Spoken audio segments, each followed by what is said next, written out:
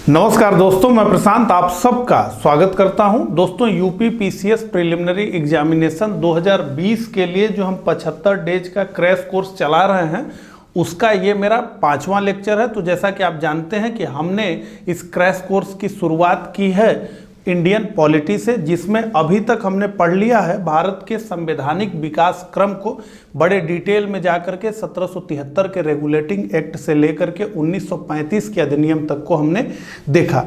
इस लेक्चर में हम डिस्कस करेंगे संविधान संशोधन, जिसके पूरी प्रक्रिया अनुच्छेद 368 में दिया गया है। तो किस प्रकार से भारत के संविधान में संशोधन होता है उसे बड़े डिटेल में समझेंगे, और मुझे पूर्ण भरोसा है कि आप लोगों को अगर ये चीज़ ठीक से नहीं समझ में आती होगी तो इस लेक्चर को देखने के बाद आप बिल्कुल जो है ठीक प्रकार से इसे समझ लेंगे।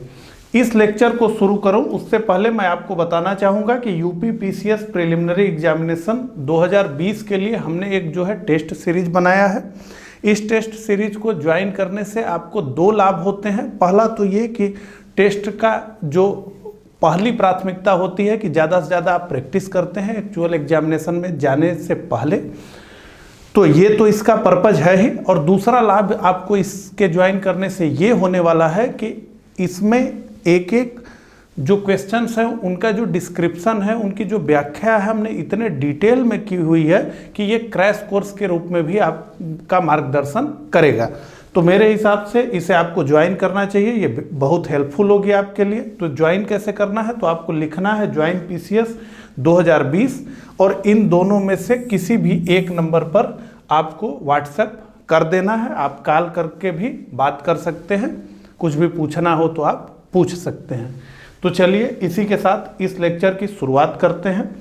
तो देखिए, इस लेक्चर में हम डिस्कस करेंगे अनुच्छेद 368 संविधान संशोधन। ठीक है, तो जैसा कि हम सभी जानते हैं, इतना बेसिक जानकारी हम सभी लोगों को है कि भारत का जो संविधान है वो नम्य और अनम्य दोनों है। यानी भारत का जो संविधान है वो कठोर और लचीला दोनों है। कठोर और लचीला और नम्य और अनम्य से हमारा आशय ये है कि जो संविधान में संशोधन की प्रक्रिया है वो कितनी मुश्किल अथवा कितनी आसान है। तो अगर हम अमेरिका के संविधान की बात करें तो अमेरिका के संविधान में संशोधन करना बहुत ही मुश्किल है, और ब्रिटेन के संविधान में संशोधन करना बहुत आसान है। लेकिन भारत में क्या है कि भारत में कुछ प्रावधान ऐसे बनाए गए हैं जिनका संशोधन करना बहुत ही मुश्किल है, और कई प्रावधान ऐसे हैं जिनमें संशोधन करना बहुत ही आसान है। तो कुल मिलाकर के ब्रिटेन के आसान और अमेरिका के बेहद मुश्किल के बीच हमने बीच का एक सुनहरा रास्ता अपनाया है। तो हमारे देश में बहुत सारे संविधान में प्रावधान ऐसे हैं जो बहुत आसानी से संशोधित हो जाते हैं, और बहुत सारे प्रावधान ऐसे हैं जो बहुत मुश्किल से संशोधित होते हैं। उन सब की हम बात करेंगे। उससे पहले हम ये बात करना चाहेंगे कि संविधान में संशोधन इसका क्या अर्थ है, पहले तो ये समझ लें। तो देखिए, संविधान में कोई भी चीज़ जोड़ना हो, कोई भी चीज़ घटाना हो, या किसी चीज़ को समाप्त करना हो, इन सब कार्यों के लिए संविधान का संशोधन किया जाता है। किसी भी संविधान में संशोधन का ऑप्शन इसलिए दिया जाता है क्योंकि एक विकसित हो रहे समाज के लिए, जैसे हमारा संविधान वर्षों पहले बना, उस समय जब संविधान बना तो हमारी प्राथमिकताएं अलग थी, हमारी ज़रूरतें अलग थी, हमारा राजनीतिक, आर्थिक, सामाजिक ढांचा अलग था। लेकिन अब क्या है कि काफ़ी उनमें बदलाव हुआ है, समाज काफ़ी विकसित हुआ है, बहुत सारे बदलाव हुए हैं। तो इन बदलावों के साथ हमारा संविधान अपने सामंजस्य को स्थापित करते हुए चले। यानी जैसे जैसे समाज विकसित हो रहा है उस प्रकार से संविधान भी विकसित होते चले, वो अपडेट होते चले, ताकि जो है जो विकसित होते समाज की आवश्यकताएं हैं उसकी वो पूर्ति कर सके। और इसलिए संविधान में संशोधन लगातार होते रहते हैं। तो एक कॉन्सेप्ट होता है, इसे आप ध्यान से समझ लें, कि सदैव युवा कानून, कि कानून ऐसा होना चाहिए कि वो सदैव युवा रहे, ठीक है, यानी हमेशा जो है सामाजिक जरूरतों के हिसाब से उसमें बदलाव होते रहे। और हमारा जो संविधान है इसमें काफ़ी सारे संशोधन हुए हैं। हम जब इस लेक्चर को पूरा कर लेंगे तो हम अगले लेक्चर में जितने भी महत्वपूर्ण संविधान संशोधन हुए हैं उन पे ही बात करने वाले हैं। तो इतनी बात हमें समझ में आ गई। अब जो है हम इस पर आए और हम देखें कि किस प्रकार से भारत के संविधान में संशोधन होता है। उससे पहले हम जो है कुछ और महत्वपूर्ण बातों को करना चाहेंगे। तो सबसे पहले तो ये जान लें कि ये संविधान के भाग 20 में अनुच्छेद 368 में इसका उल्लेख किया गया है कि किस प्रकार से भारत के संविधान में संशोधन किया जा सकता है। इसका उल्लेख कहाँ किया गया है? तो संविधान के भाग 20 अनुच्छेद 368 में इसका उल्लेख किया गया है। अब ये कैसे होता है? तो संविधान में किसी भी संशोधन हेतु संसद के किसी भी सदन में एक विधेयक प्रस्तावित करना आवश्यक है। तो इस लाइन से ये क्लियर कर लीजिए कि संविधान संशोधन के लिए जो विधेयक प्रस्तावित होता है, जो बिल लाया जाता है, वो किसी भी सदन में आ सकता है। किसी भी सदन का मतलब राज्यसभा में भी आ सकता है और लोकसभा में भी आ सकता है। तो ये दोनों सदन में आ सकता है, ठीक है। ज्यादातर लोकसभा में ही आता है ये प्रैक्टिकल, लेकिन ये दोनों में आ सकता है, लोकसभा में भी आ सकता है, राज्यसभा में भी आ सकता है। ये पहले लाइन से हमने अर्थ जाना। अब दूसरी बात करते हैं। तो विधेयक किसी मंत्री या गैर सरकारी सदस्य द्वारा प्रस्तावित किया जा सकता है। तो ये जो विधेयक है इसे रूलिंग पार्टी का जो मिनिस्टर है, जो सरकार है, उसका मंत्री भी ला सकता है और कोई भी एक मेंबर ला सकता है। जो मेंबर ऑफ पार्लियामेंट है वो जो है ला सकता है इसको, ठीक है। तो राज्यसभा का वो सदस्य है, वो लोकसभा का सदस्य है, वो भी ला सकता है। और जो सरकारी मंत्री हैं वो भी ला सकते हैं, ठीक है। तो मिनिस्टर्स भी ला सकते हैं और मेंबर ऑफ पार्लियामेंट भी ला सकते हैं। तो ये भी क्लियर हो गया, ठीक है। गैर सरकारी से आशय उन्हीं से है, सांसदों से है, ठीक है, द्वारा प्रस्तावित किया जा सकता है। और इस हेतु राष्ट्रपति की पूर्व स्वीकृति आवश्यक नहीं है। तो हम देखेंगे कि कुछ मामले होते हैं जिसमें राष्ट्रपति की पूर्व स्वीकृति आवश्यक होती है। संविधान संशोधन विधेयक की अगर बात करें तो इसमें जो है इनकी पूर्व स्वीकृति आवश्यक नहीं होती है। तो इतनी बात हमने समझा। इसके अलावा क्या समझना है? तो ये जो विधेयक है ये दोनों सदनों यानी लोकसभा और राज्यसभा से पृथक पृथक विशेष बहुमत से पारित होना आवश्यक है, अलग अलग। तो लोकसभा से विशेष बहुमत से, ये सब हम बात करेंगे कि विशेष बहुमत क्या है, साधारण बहुमत क्या है, सब बात करेंगे। अभी बस इतना समझें कि विधेयक को दोनों सदनों से यानी लोकसभा से और राज्यसभा से अलग अलग पारित होना पड़ेगा, ठीक है। यानी ज्वाइंट सीटिंग नहीं आप बुला सकते हैं, ठीक है ना। और वो क्यों नहीं बुला सकते हैं संविधान संशोधन विधेयक में, उसकी भी हम बात करेंगे, ठीक है। तो पारित होना आवश्यक है। और अगर ये संशोधन जो भी अमेंडमेंट लाया जा रहा है उसका संबंध अगर भारत के फेडरल स्ट्रक्चर से है, भारत के संघात्मक ढांचे से है, तो फिर विशेष बहुमत के साथ आधे राज्यों के अनुसमर्थन रेटिफिकेशन की भी आवश्यकता उस विधेयक को पड़ेगी, ठीक है। तो ये, और इसके पश्चात क्या होगा? दोनों सदनों से वो अलग अलग पास हो गया, फिर क्या होगा?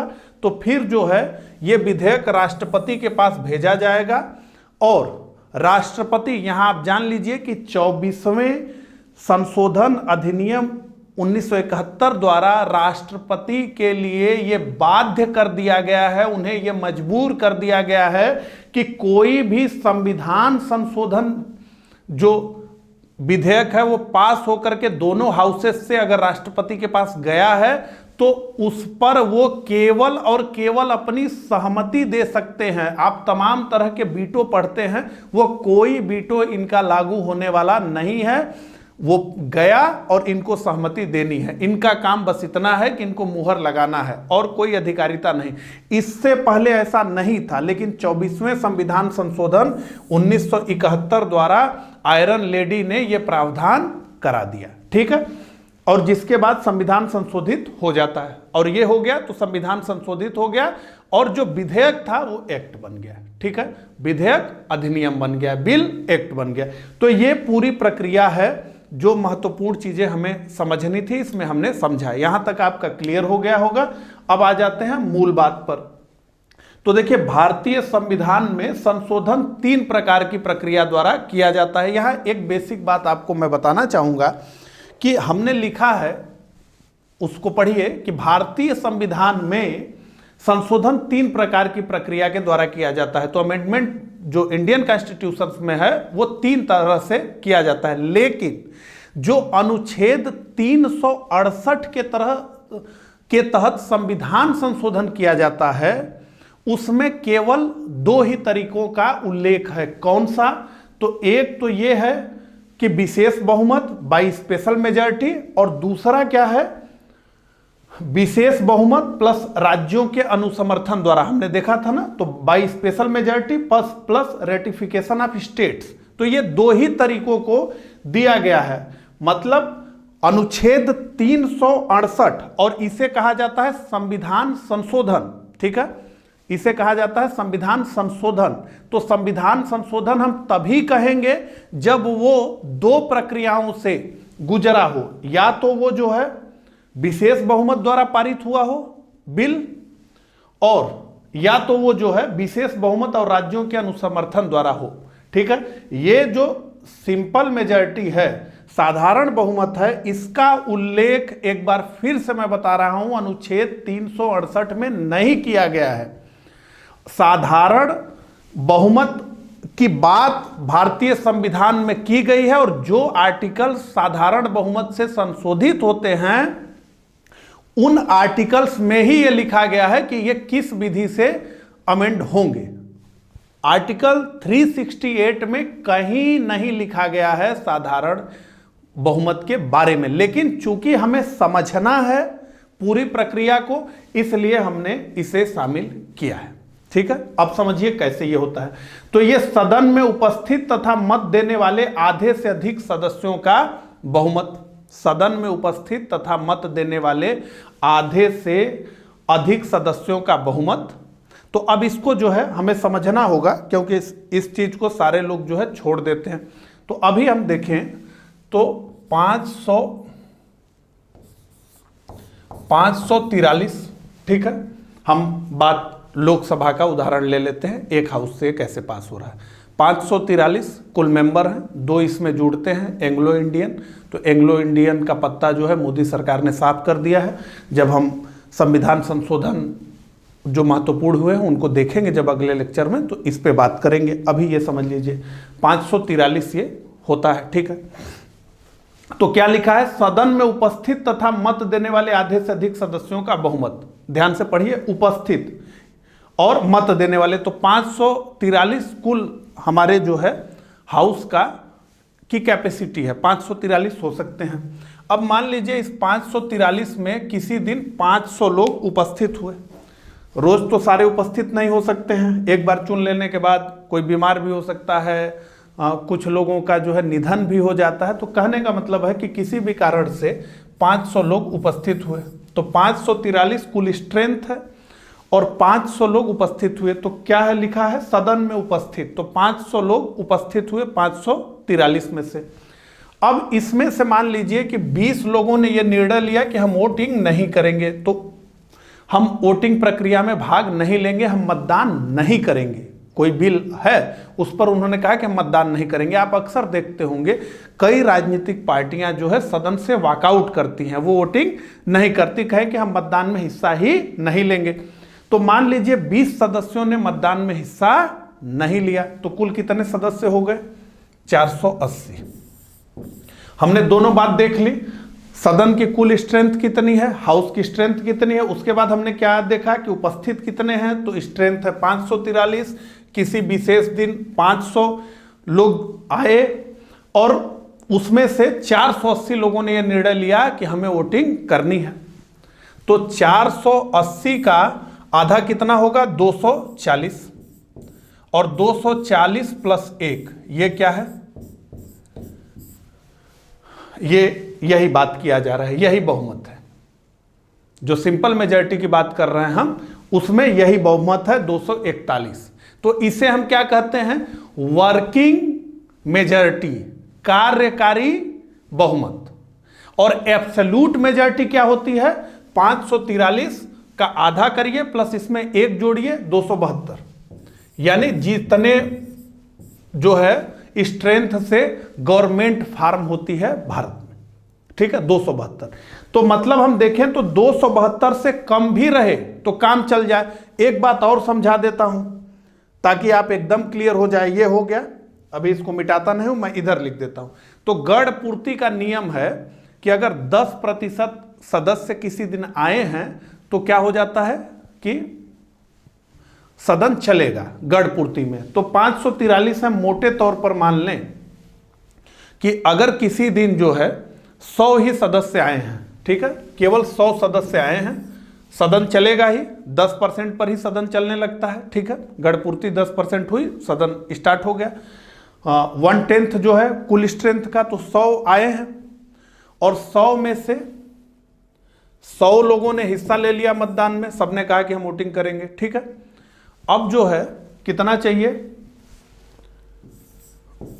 आधा से 1 अधिक, यानी 51 पर ही क्या हो जाएगा, अमेंड हो जाएगा। तो आप समझिए ये कि कितनी सरल प्रक्रिया है, ठीक है। हालांकि इतना आसान कभी नहीं रहेगा, हमेशा मामला इधर ही आएगा, लेकिन फिर भी समझने के लिए हमारी क्लियरिटी हो गई। सिंपल मेजॉरिटी कैसे है, तो सदन में उपस्थित तथा मत देने वाले आधे से अधिक सदस्यों का क्या होना चाहिए, बहुमत होना चाहिए। इसको हम वर्किंग मेजॉरिटी कहते हैं, कार्यकारी बहुमत।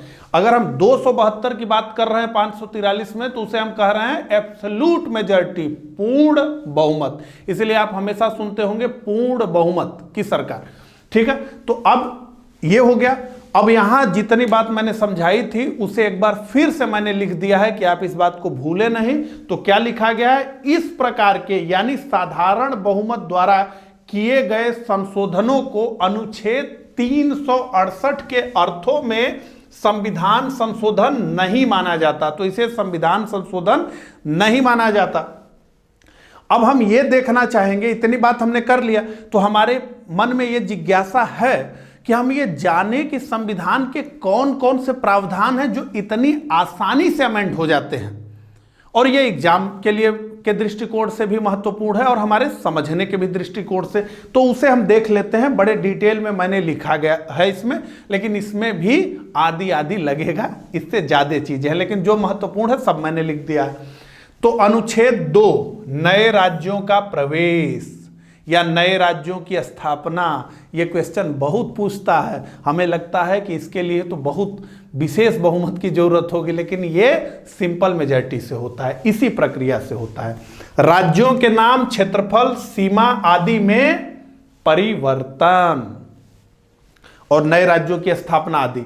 नागरिकता से संबंधित प्रावधान अनुच्छेद 11, अनुच्छेद 75 मंत्रियों से संबंधित प्रावधान, अनुच्छेद 97 सभापति, उपसभापति, अध्यक्ष, उपाध्यक्ष के वेतन और भत्ते, अनुच्छेद 106 संसद सदस्यों के वेतन और भत्ते, अनुच्छेद 125 न्यायाधीशों के वेतन और भत्ते, अनुच्छेद 148 भारत के नियंत्रक और महालेखा परीक्षक, अनुच्छेद 169 राज्यों में विधान परिषदों का सृजन और समापन। तो ये सब जो अनुच्छेद हैं ये बहुत ही आसानी से संशोधित हो जाएंगे, ठीक है। उसके अलावा पहली अनुसूची की बात करें तो राज्यों के नाम और उनके न्यायिक क्षेत्र, हमने बात किया ना, इसी में है ये सब आर्टिकल्स। दूसरी अनुसूची राष्ट्रपति, राज्यपालों आदि के वेतन और भत्ते, ये काफी लोगों के वेतन और भत्ते हमने देखे। उसके अलावा पांचवी अनुसूचित अनुसूचित जनजाति क्षेत्रों का प्रशासन, और 8वीं अनुसूची, यहां आपको न दिख रहा हो तो जो है मैंने लिखा है 8वीं अनुसूची संविधान द्वारा मान्यता प्राप्त भाषाएं, ये आदि आदि इसमें जोड़ लीजिएगा, और भी हैं। तो ये सब जो है साधारण बहुमत से ही संशोधित होते हैं। तो देखिए अब यहां फिर से मैं कह रहा हूं कि हमने समझने के लिए इसको शामिल किया आर्टिकल 368 के अंतर्गत, लेकिन ये आर्टिकल 368 से संबंधित नहीं है और इसलिए हम इसे एकदम अलग कर देते हैं। हमने समझ लिया, अब इसे हम हटा देते हैं पिक्चर से, ये हमारे पिक्चर में नहीं है, ठीक है, इसका कोई रोल हमारे पिक्चर में अब नहीं है, ठीक है। और अनुच्छेद 368 में तो शुरू से ही नहीं है, ठीक है। अब आ जाइए, अब बात करते हैं संविधान संशोधन की। तो इस अर्थ में जो है देखते हैं चीजों को, ठीक है। तो देखिए विशेष बहुमत द्वारा बाई स्पेशल मेजॉरिटी के द्वारा जो है संशोधन, तो सदन की कुल सदस्य संख्या का बहुमत तथा उपस्थित और मतदान करने वाले सदस्यों का 2/3 बहुमत। सदन की कुल सदस्य संख्या का बहुमत, तो सदन की कुल सदस्य संख्या कितनी? 543। इसका बहुमत कितना? 272, ठीक है, 272।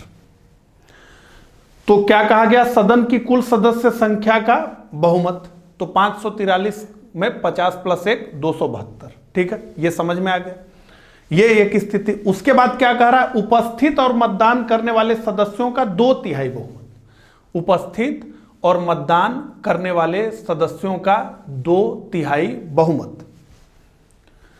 तो मान लीजिए 543 की स्ट्रेंथ है और हम वही फिलॉसफी लेते हैं, 480 लोग जो है सदस्यों का बहुमत तथा उपस्थित और मतदान।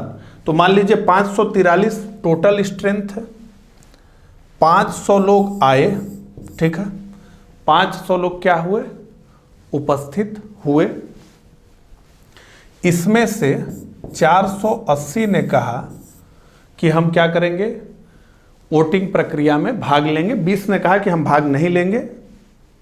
तो 480 लोग आए। अब क्या कह रहा है कि इस 480 का कितना होना चाहिए?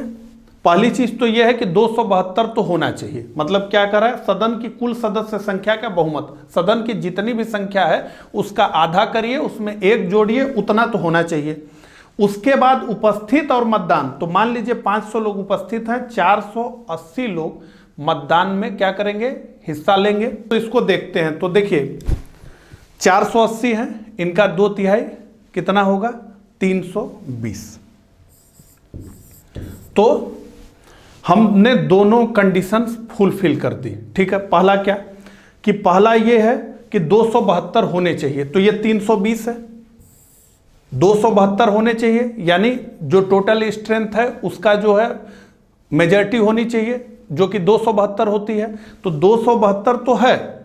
और उसके बाद क्या कहा कि उपस्थित और मतदान करने वालों का कितना होना चाहिए? 2/3 होना चाहिए। तो ये 2/3 भी है, 320, यानी 480 लोगों ने भाग लिया तो उनका 2/3, 480 का 320 आता है, ठीक है। तो ये बात कही गई, ये दोनों कंडीशंस फुलफिल होनी चाहिए। और एक बात, एक नियम ये जान लीजिए कि 272 से ये कम किसी स्थिति में नहीं हो सकता। 272 तो आवश्यक शर्त है। अब इसी को दूसरे तरीके से हम देख लें। जैसे मान लीजिए 543 है, कुल मिला के 400 ही सदस्य आए, ठीक है। काफी कंट्रोवर्शियल बिल है, मान लीजिए बहुत सारे राजनीतिक दलों ने कहा कि हम वोटिंग में हिस्सा नहीं लेंगे, कुल मिला के 300 लोगों ने ही हिस्सा लिया, कुल 300 लोगों ने हिस्सा लिया, ठीक है। तो अब 300 का 2/3 बहुमत कितना होगा? 200 होगा। तो क्या ये मान लें कि संविधान संशोधित हो गया या बिल पास हो गया? तो इसका मतलब है कि नहीं पास हुआ, नहीं पास हुआ। क्यों? क्योंकि ये 272 पूरा नहीं हुआ, 272 पूर्ण नहीं हुआ। तो इतनी बात आप समझ गए होंगे दोनों उदाहरण।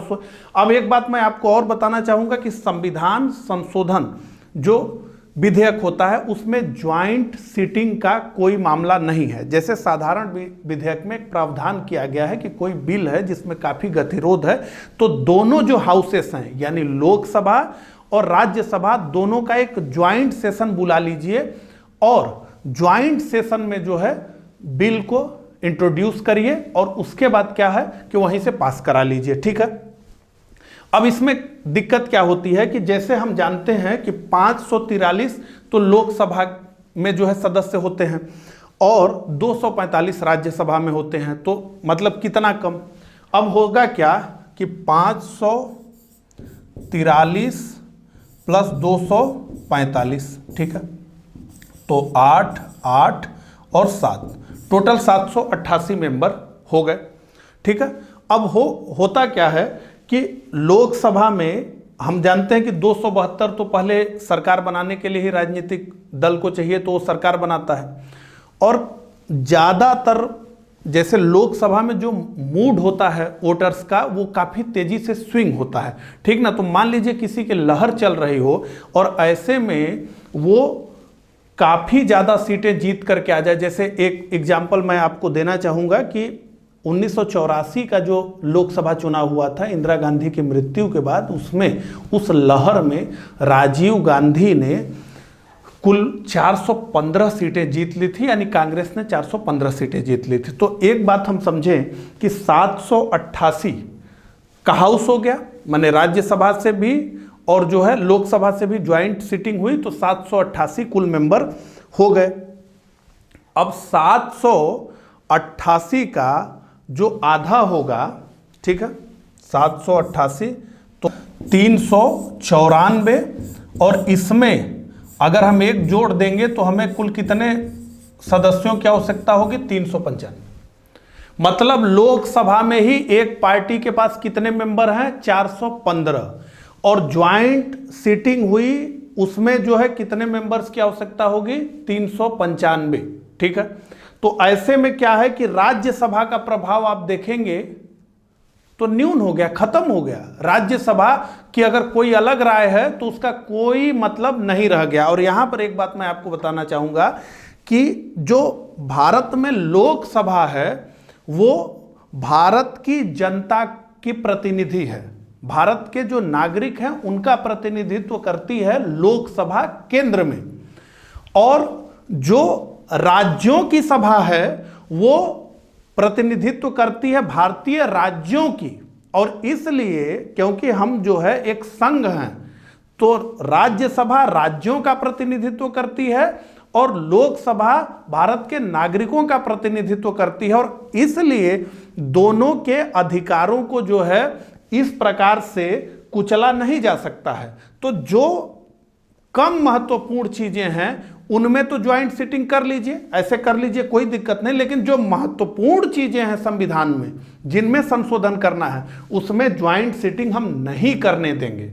ठीक है, इसके पीछे का लॉजिक ये कि ज्वाइंट सीटिंग महत्वपूर्ण जो भी प्रावधान है संविधान के उसमें मत करिए, सिंपल में कर लीजिए, कोई बात नहीं। और कोई भी पार्टी एक बार में 415 सीटें नहीं जीतेगी, एक बार हो गया राजीव गांधी का, ऐसा नहीं होता है। ठीक है, तो ये बात है, और वेटेज मिलना चाहिए, इसीलिए अलग अलग पास करिए, अलग अलग पास करिए, ज्वाइंट सीटिंग मत बुलाइए। ज्वाइंट सीटिंग जैसे ही बुलाएंगे लोकसभा के सदस्यों की संख्या ज्यादा है, ठीक है ना, तो राज्यसभा के सदस्यों का जो वोट है वो कमजोर पड़ने वाला है।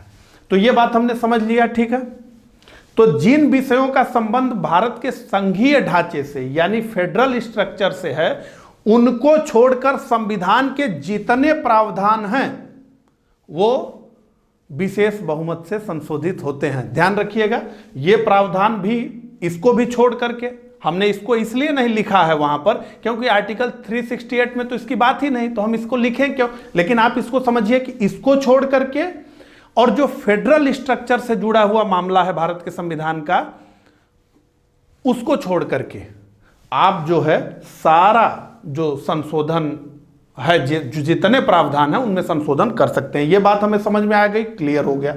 आगे बढ़ते हैं। विशेष बहुमत प्लस राज्यों के अनुसमर्थन द्वारा, यह तीसरी कैटेगरी हो गई, आर्टिकल 368 के हिसाब से दूसरी कैटेगरी। ठीक है, इसमें क्या है, यह संविधान संशोधन का सबसे कठिन प्रक्रिया है, यह सबसे मुश्किल प्रक्रिया है संविधान संशोधन करने का।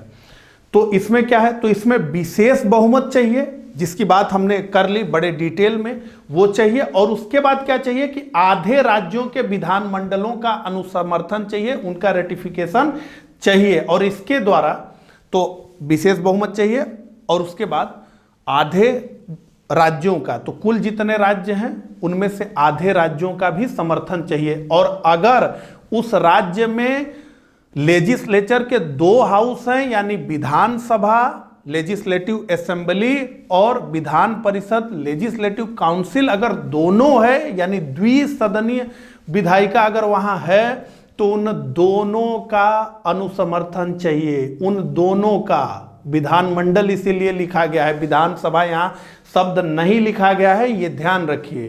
तो जहां 2 हाउसेस हैं जिन राज्यों में, उसमें दोनों हाउसेस का समर्थन चाहिए, उनका अनुमोदन चाहिए। ठीक है, अब इसके द्वारा कौन कौन से संशोधन किए जाते हैं उसको हम देख लें। ये सबसे मुश्किल हमने कहा। तो राष्ट्रपति का निर्वाचन, राष्ट्रपति के निर्वाचन की रीति यानी प्रक्रिया, संघ की कार्यपालिका शक्ति का विस्तार। इसमें आप समझते हुए, थोड़ा सा दिमाग में बैठाते हुए चलिए कि क्या बात हो रही है, कौन कौन से महत्वपूर्ण चीजें। संघ की कार्यपालिका शक्ति का विस्तार, ठीक है, राज्यों के अधिकार इतने जल्दी नहीं छीने जा सकते हैं, मतलब या उसमें कमी की जा सकती है, सही शब्द होगा। राज्यों की कार्यपालिका शक्ति का विस्तार, ये सब करने के लिए राज्यों से सहमति लेनी पड़ेगी।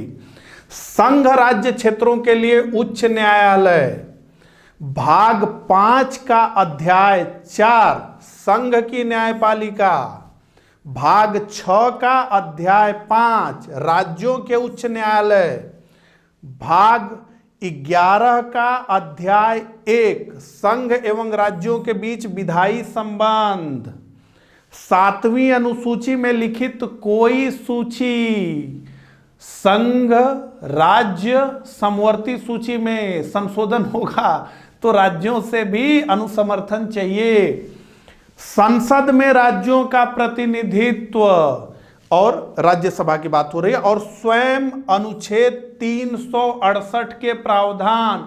तो अनुच्छेद 368 को अगर संशोधित करना होगा तो आपको विशेष बहुमत प्लस राज्यों के अनुसमर्थन की आवश्यकता होगी। स्वयं आर्टिकल 368 के प्रोविजंस। अब यहां से एक प्रश्न पूछता हूं, अगले लेक्चर में इसका जवाब दूंगा, जिसको पता है वो कमेंट करे, और इस प्रकार से आप कमेंट करें ताकि जो है और लोग जिन्हें जानकारी न हो आपके कमेंट से लाभान्वित हो सके। अगर वो कमेंट ठीक होगा तो मैं पिन कर दूंगा और सारे लोग देख लेंगे। मुझे कमेंट करके ये बताइए कि आर्टिकल 368 में कितनी बार अमेंडमेंट किया गया, आर्टिकल 368 खुद कितनी बार संशोधित हो गया है। ठीक है, ये कमेंट करके मुझे बताइए, अगले लेक्चर में मैं इसका जवाब आपको दूंगा। तो ये पूरी बात हम समझ लिए। अब जो है हम ये समझना चाहते हैं कि ये जो संविधान संशोधन है इसकी वर्तमान स्थिति क्या है। देखिए, इससे पीछे एक बैकग्राउंड मैं आपको बता देना चाहता हूं कि एक बहुत बड़ा विवाद भारत में जो है एक प्रश्न के अर्थ को लेकर के खड़ा हो गया, और बहुत सारे केसेस जो है केवल और केवल उस एक शब्द का अर्थ निकालने के लिए जो है उसमें परेशान रहे लोग, और काफी बार सुप्रीम कोर्ट ने अपनी रूलिंग को चेंज किया उसमें। तो वो कहां से निकला वो जो है एक बार समझ लीजिए, उसको हम डिस्कशन नहीं करते हैं, यहां डिस्कस नहीं करेंगे, हम उतने डिटेल में चीज़ों को नहीं पढ़ रहे हैं। ठीक है, लेकिन एक बार बता देता हूं आपके दिमाग में हो जाए। तो जैसा कि संविधान के 13(1) में लिखा गया है, जो मूल अधिकार से जुड़ा हुआ अनुच्छेद है, उसमें लिखा गया है कि संविधान के लागू होने से ठीक पहले भारतीय राज्य क्षेत्र में प्रवृत्त सभी विधियां उस मात्रा तक शून्य होंगी जिस तक वे भाग 3 यानी मौलिक अधिकारों से भाग 3 के उपबंधों से असंगत हैं। तो इस प्रकार से ये लिखा गया। अब इसमें बार बार जो है शब्द का प्रयोग हुआ, विधि विधि ला ला। तो इसमें यह पूछा गया कि ये जो बार बार विधि शब्द लिखा गया है वो साधारण विधियों के संबंध में लिखा गया। साधारण मतलब तमाम हो गया। इसमें विधि के अर्थ को भी बताया गया है कि मतलब जो है 13(3) में यह बताया गया है कि 13(3) के अनुसार विधि के अंतर्गत भारत के राज्य क्षेत्र में विधि का प्रभाव रखने वाला कोई भी अध्यादेश, आदेश, नियम, विनिमय, अधिसूचना आदि आदि। लेकिन इन सबको कहा गया कि ये विधि का जो अर्थ है वो क्या 368 के तहत जो अधिनियम बनता है इसमें भी ये शामिल है या नहीं है। और अगर इसमें शामिल है तो इसका मतलब है कि भारतीय संसद मौलिक अधिकारों को छू भी नहीं सकती। क्यों नहीं छू सकती? क्योंकि 13(1) में साफ लिखा है कि संविधान के लागू होने से ठीक पहले भारतीय राज्य क्षेत्र में प्रविष्ट सभी विधियां उस मात्रा तक शून्य होंगी जिस तक वे भाग 3 के उपबंधों से असंगत है। और दूसरे में क्या लिखा गया है कि राज्य ऐसी कोई विधि नहीं बनाएगा जो भाग 3 द्वारा प्रदत्त अधिकारों को छीनती है या उन्हें न्यून करती है। ठीक है, ऐसी कोई विधि जो इस खंड के उल्लंघन में होगी, उल्लंघन की सीमा तक क्या होगी? शून्य होगी। तो अगर इस बात को मान लिया जाए और यह मान लिया जाए कि 13(3) में जो विधि शब्द लिखा गया है या पूरे आर्टिकल 13 में जो बार बार विधि शब्द का प्रयोग किया गया है उसमें अनुच्छेद 368 के तहत जो संविधान संशोधन करके अधिनियम बनाए जाते हैं उसे भी माना जाएगा, विधि के अंतर्गत उसे भी रखा जाएगा। यह बहुत लंबी डिस्कशन है, 60 में मेरी बात समझिए। ठीक है, तो इसका निर्णय जो है काफी खींचा कि नहीं क्या होगा क्या नहीं होगा, तो बहुत सारी चीजें चली और फिर संसद बनाम जो है उच्चतम न्यायालय हो गया, सुप्रीम कोर्ट हो गया, इंदिरा गांधी की सरकार थी, बहुत सारी चीजें हम लोग इसे 1 घंटे में पढ़ते हैं जो है मौलिक अधिकार में ही। लेकिन कुल मिलाकर के अभी की क्या स्थिति है, वर्तमान स्थिति क्या है, इसे हम समझना चाहते हैं। ये तो मतलब जो है संविधान लागू होने के साथ ही ये सारी चीजें चल रही हैं, उसमें हम घुसेंगे नहीं, समय ज्यादा जाएगा। इतने में अगर आप समझ गए हो तो जो है आपका काम हो जाएगा। तो इस समय क्या स्थिति है? तो इस समय स्थिति यह है कि संसद मूल अधिकारों सहित संविधान के किसी भी प्रावधान में संशोधन कर सकती है। यह पावर है संसद के पास। किसी भी का मतलब मौलिक अधिकारों की भी बात हो रही है, किंतु इससे संविधान का मूल ढांचा नहीं प्रभावित होना चाहिए। तो यह मूल ढांचा का सिद्धांत किस केस में आया मुझे कमेंट करके अभी बताइए। तो एक नया टर्म ला दिया गया कि मूल ढांचा। यह संविधान में कहीं नहीं लिखा गया, इसका मतलब बेसिक स्ट्रक्चर, इसका मतलब आधारभूत ढांचा। ठीक है, यह कहीं संविधान में नहीं लिखा गया है, यह जो है सुप्रीम कोर्ट के निर्णय से निकल करके आया मूल ढांचा। तो पहले लाइन में क्या कहा कि संसद मूल अधिकारों सहित संविधान के किसी भी प्रावधान में संशोधन कर सकती है, किंतु इससे संविधान का मूल ढांचा प्रभावित नहीं होना चाहिए। तो अगले स्लाइड में हम यही देखेंगे कि संविधान का मूल ढांचा है क्या। ठीक है, तो वो बात करेंगे। इसके अलावा क्या कहा गया? संसद संविधान संशोधन की अपनी शक्ति को बढ़ा नहीं सकती क्योंकि संशोधन की सीमित शक्ति भी एक मूल ढांचा है। ये पूरा जो है जो सुप्रीम कोर्ट बनाम सरकार का जो पूरी लड़ाई थी इंदिरा गांधी के समय में ये हुई, तो इसमें यह कहा गया कि संविधान संशोधन की जो अपनी शक्ति है इंदिरा गांधी के समय में जो है आर्टिकल 368 अमेंड कर दिया गया था और उसमें ये बातें लिख दी गई थी। तो उन्हीं सब चीजों को देखते हुए यहां पर यह जजमेंट दिया गया कि संसद संविधान संशोधन की अपनी शक्ति को बढ़ा नहीं सकती। ठीक है, क्योंकि संशोधन की सीमित शक्ति भी एक मूल ढांचा है। तो संशोधन की सीमित शक्ति संसद की, यह भी एक मूल ढांचा न्यायपालिका ने बना दिया है। अगला, और यह जो मूल ढांचे का सिद्धांत है यह भूत लक्षी प्रभाव से नहीं बल्कि भविष्य लक्षी प्रभाव से लागू किया गया है। और एक जजमेंट है उसकी बात करते हैं, वो क्या कह रहा है? तो जनवरी 2007 में 9 सदस्यीय सुप्रीम कोर्ट की एक संवैधानिक पीठ ने अपने निर्णय में यह पुष्टि की है कि सभी कानून अनुसूची 9 सहित न्यायिक समीक्षा हेतु खुले रहेंगे। तो हम जब संविधान संशोधन जो महत्वपूर्ण है उनको देखेंगे अगले लेक्चर में, तो हम इसकी बात करेंगे कि अनुसूची 9 बना करके उसमें जो भी कानून, जिसको हम जानते हैं ना कि संसद कानून बनाता है और उस कानून के न्यायिक समीक्षा यानी जुडिशियल रिव्यू की जिम्मेदारी किसके पास है? सुप्रीम कोर्ट के पास है, क्योंकि सुप्रीम कोर्ट ही तो संविधान का रक्षक है। तो वो चेक करता है कि संविधान की मूल भावना के विपरीत ही है कि नहीं है। तो अनुसूची 9 में सारे कानून डाल दिए जाते थे। तो अनुसूची 9 में जो डाल दिए जाते थे वो जो है उसमें लिख दिया गया कि इसका जो है जुडिशियल रिव्यू नहीं किया जा सकता। तो अब ये जजमेंट एकदम पक्का कर दिया गया कि नहीं भैया, अनुसूची 9 में अगर डालेंगे कोई भी विषय तो उसकी भी न्यायिक समीक्षा होगी। ये अनुसूची 9 जो है संविधान का ही हिस्सा है और ये हमारी ही अधिकारिता में है। कोई तो ये सारी चीजें, ये पूरा देखिए, जितने आप सुनते हैं ना कि लोग पढ़ाते हैं अलग से इंपॉर्टेंट केस लाज और ये सारी चीजें, उसमें बेसिक समझ की बड़ी कमी है। मैं देखता हूं ये पूरा का पूरा एक क्रम से है, पूरी एक कहानी है।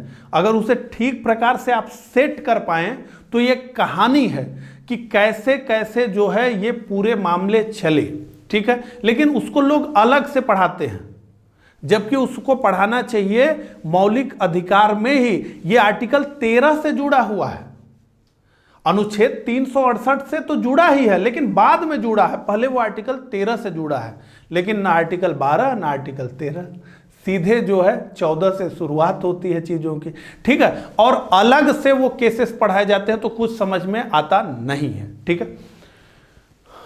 अब इतनी बात हमने कर ली। अब हम ये समझ लें कि संविधान का मूल ढांचा यानी आधारभूत ढांचा यानी बेसिक स्ट्रक्चर क्या है। तो ऐसे तो रोज नए नए मूल ढांचे निकल रहे हैं, ठीक है। एक बात यहां पे मैं और बता देना आपको चाहता हूं, बीच के वर्षों में यानी 14 से पहले जो गठबंधन की सरकारें बनी उसमें हमेशा केंद्र की सरकार एक लंबे समय तक, ठीक है, कमजोर सरकार रही। अभी जो सरकार है आपके केंद्र में ये क्या है, या हमारे केंद्र में ये क्या है, ये एक मजबूत सरकार है। इससे पहले जो इंदिरा गांधी की सरकार थी वो एक मजबूत सरकार थी, जनता पर पूरा होल्ड था। तो कोई भी बात उस प्रकार से सुप्रीम कोर्ट नहीं कह पा रहा था। बीच में जो सरकारें कमजोर आई, देखिए मैं ये बात एग्जाम के लिए आपको नहीं बता रहा हूं, आपके समझ के लिए बता रहा हूं, ठीक है। कमजोर सरकारें आई, जो प्राइम मिनिस्टर्स कमजोर का मतलब है कि सब गठबंधन बना करके खड़े हुए हैं। तो ऐसे में मूल ढांचा जो है सुप्रीम कोर्ट बढ़ाते चला गया, ठीक है।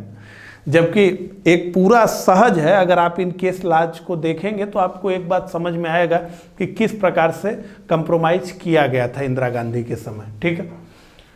खैर अब इस बात को यहीं पे हम छोड़ते हैं। क्या क्या है मूल ढांचा? संविधान की सर्वोच्चता। तो भैया भारत में संविधान सर्वोच्च है और कोई नहीं। तो संसद सर्वोच्च नहीं है जैसा ब्रिटेन में है, भारत में संविधान सर्वोच्च है।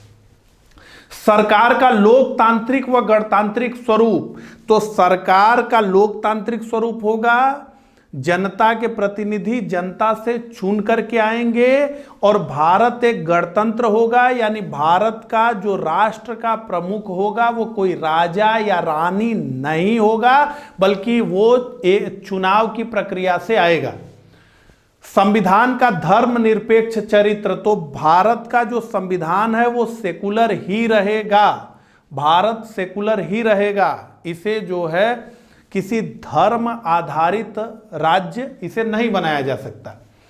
विधायिका, कार्यपालिका और न्यायपालिका के बीच शक्तियों का विभाजन, आप समझ रहे हैं। ये तो मतलब संविधान का ये जो है इस प्रकार से चीजें हैं ही, लेकिन उसको भी अलग से लिख दिया गया कि ये भी आधारभूत ढांचा है। इसके अलावा संविधान का संघीय स्वरूप, ठीक है। तो संविधान एकल नहीं हो सकता, संघीय ही रहेगा। विधि का शासन, रूल ऑफ लॉ भी है मूल ढांचा। देश की संप्रभुता, तो देश की सोवेरेंटी। न्यायिक समीक्षा, तो जुडिशियल रिव्यू को भी सुप्रीम कोर्ट ने एक मूल ढांचा बना दिया। आगे संसद की संविधान संशोधन की सीमित शक्ति, जो मैंने आपको बताया ये भी लिख दिया गया। बताइए, देख रहा ना, मेरी बात को समझिए, इन सब चीजों को समझते। संसदीय शासन प्रणाली, तो भारत में संसदीय शासन प्रणाली ही रहेगी और कोई प्रणाली नहीं। कल्याणकारी राज्य की स्थापना, तो वेलफेयर स्टेट की स्थापना। न्यायपालिका की स्वतंत्रता, न्यायपालिका जैसे आज स्वतंत्र है हमेशा रहेगी, किसी भी संशोधन द्वारा न्यायपालिका की स्वतंत्रता को छीना या कम नहीं किया जा सकता। और मौलिक अधिकार तथा नीति निदेशक तत्वों के मध्य संतुलन। और इसके बाद इतना लिखने के बाद अब मैं बोल रहा हूं आदि आदि आदि आदि, ऐसे काफी आदि जो है इसमें जरूर है। ठीक है, तो इस प्रकार से हमने अनुच्छेद 368 संविधान संशोधन की बात की।